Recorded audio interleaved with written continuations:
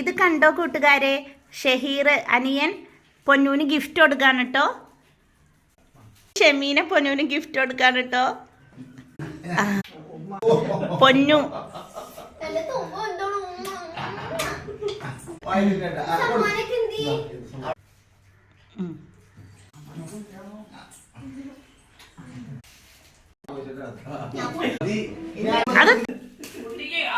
അത് തന്നി കണ്ടില്ലേ, തിന്നോ തിന്നി.